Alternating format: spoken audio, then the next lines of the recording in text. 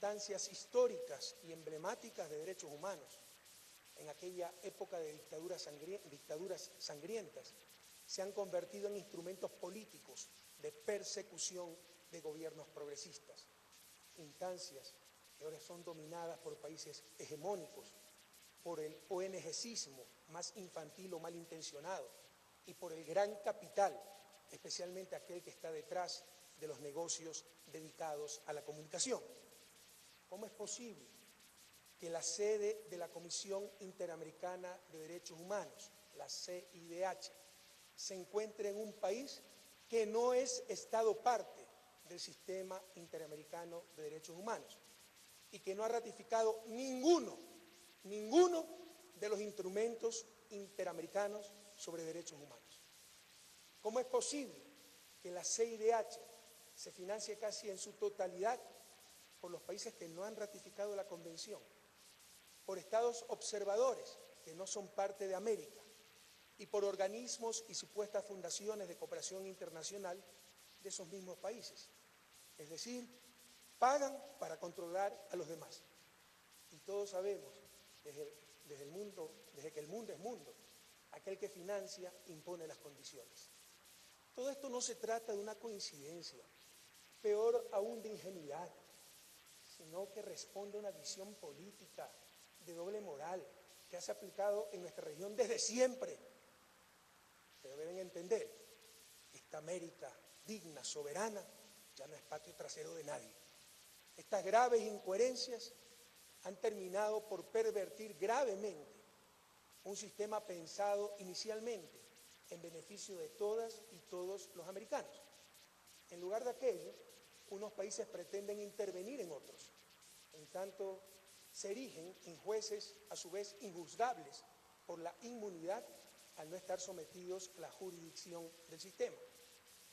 La Comisión, sin lugar a dudas, cumplió un papel histórico de inmenso valor en la investigación, documentación, sistematización de archivos y documentos, de testimonios y de pruebas materiales en contra de los procesos despóticos de América Latina, principalmente en las dictaduras militares.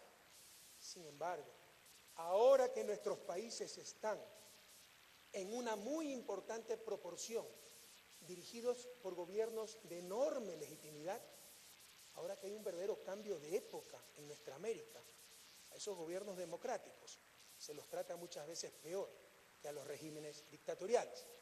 Y paradójicamente son acusados y denostados por los grupos que antes, de manera velada o pública, apuntalaron a esas dictaduras que no tuvieron ningún respeto por los derechos humanos. Bastaría recordar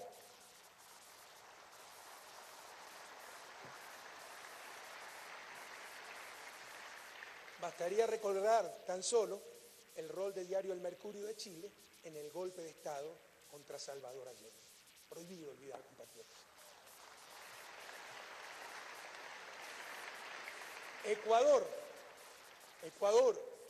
como Estado parte del Sistema Interamericano de Derechos Humanos, siempre estará dispuesto a defenderlos y a cumplir con sus obligaciones. Pero no permitirá más que se socave su soberanía y que simples burocracias intenten ponerse por encima de nuestros estados.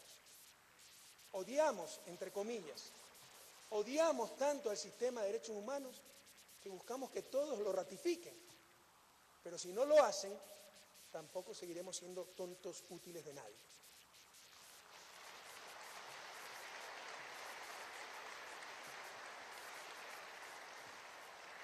Colegas, la sede de la CIDH, es obvio, tendrá que ir un país signatario, el Pacto de San José.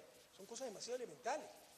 Hagamos las piruetas que hagamos para justificar lo injustificable, que la CIDH sea financiada y esté en un país que no ha ratificado el Pacto de San José, solo tiene un nombre, y este es neocolonialismo.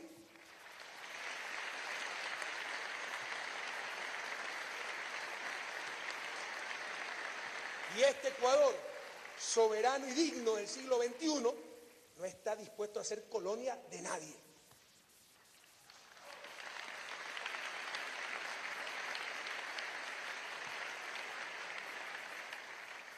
Mucho de lo que hemos dicho sobre la CIDH, lo podemos decir también sobre la OEA, Organización de Estados Americanos. ¿Cómo se puede sostener la irracionalidad, ya llega la irracionalidad, de que la sede de la Organización de Estados Americanos esté en el país del bloqueo criminal a Cuba?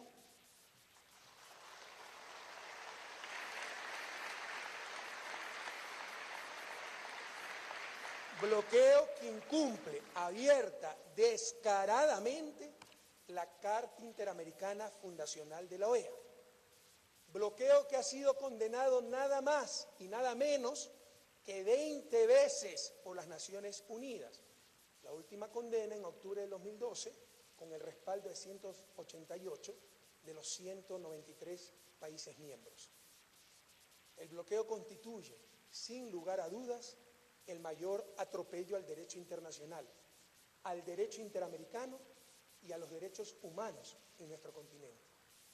Pero mientras que por aplicar la ley y llevar a juicio a un periodista pillo pretenden considerarlo atentado a los derechos humanos, no se dice casi nada del bloqueo a Cuba, que pareciera ya es parte del paisaje, o de las torturas en la base de Guantánamo, o de los derechos humanos de los aplastados por la prensa corrupta, que con sus insultos, difamaciones, atenta todos los días contra los artículos 11 y 13 de la Convención Interamericana y contra el artículo 12 de la Declaración Universal de Derechos Humanos de las Naciones Unidas. Artículos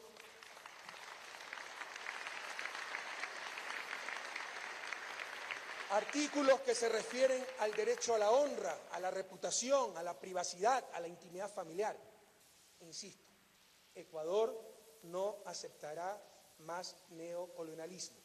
No podemos cohonestar esta clase de situaciones. Cabría preguntarse también, ¿para qué tener la OEA si no podemos tener una postura definitiva, regional, sobre problemas tan cruciales, tan clamorosos, tan urgentes, tan evidentes como el de las Islas Malvinas y las tomadas por la fuerza argentina del siglo XIX?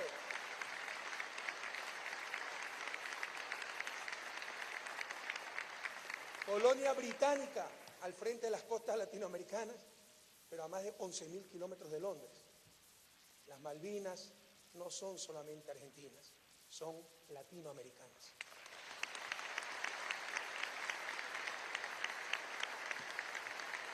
Nuestros pueblos no nos disculparán si no tomamos decisiones históricas, si no podemos corregir estos vestigios de neocolonialismo en nuestra América. Debemos sin temor, con rapidez, buscar algo nuevo, mejor y verdaderamente nuestro. Felizmente, ya tenemos a la Comunidad de Estados Latinoamericanos, la CELAC, y la Unión de Naciones del Sur, nuestra querida UNASUR.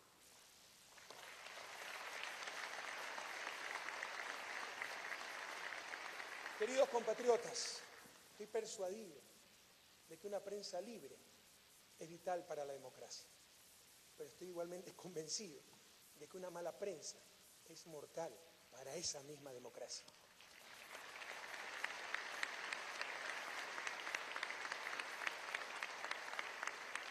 Y en Latinoamérica, no solo en Ecuador, en Latinoamérica, con las honrosas excepciones de siempre, la prensa es mala, muy mala. La prensa latinoamericana viola a diario las más elementales nociones de la objetividad y de la ética periodísticas. Silencia y manipula la información, deforma los hechos, abre sus páginas a las mentiras y calumnias que puedan dañar al adversario, a la vez que en todo el grupo de medios se despide o intimida a los periodistas independientes y se recurre a las insidias y golpes bajos de los peores pasquines que viven del amarillismo y el escándalo. Atentos, antes de que me lleven a la CIP, a la CIDH, antes de que llamen a Torquemada para quemarme en hoguera, quiero decirles que tan solo he leído textualmente la carta de Mario Vargas Llosa, Premio Nobel de Literatura Latinoamericano, en su denuncia contra Diario El Comercio de Lima, por su descarada intromisión en las pasadas elecciones presidenciales peruanas. La pregunta es, ante tan grave acusación de alguien que es parte del sistema, que escribí en ese diario, ¿qué se hizo? Por supuesto, nada, absolutamente nada se ha hecho al respecto.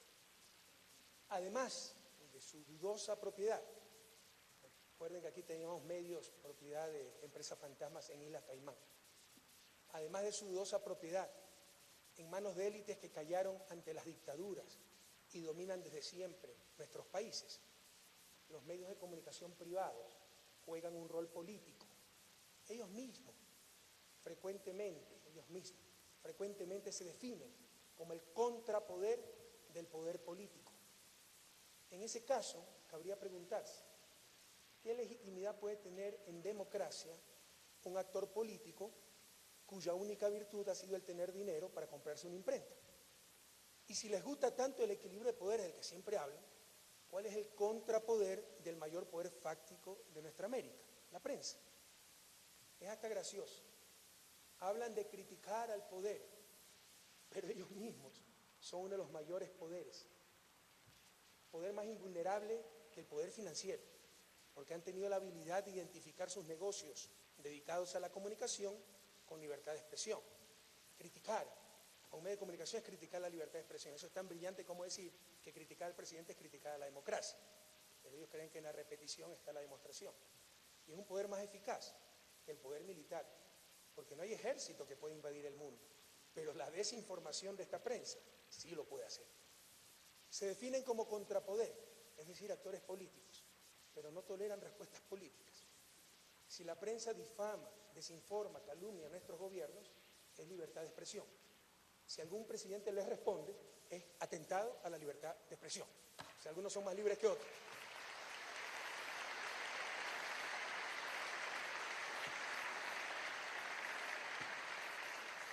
Da que pensar, como dice Eduardo Galeano, que tengan absoluta libertad de expresión para publicar que no hay libertad de expresión.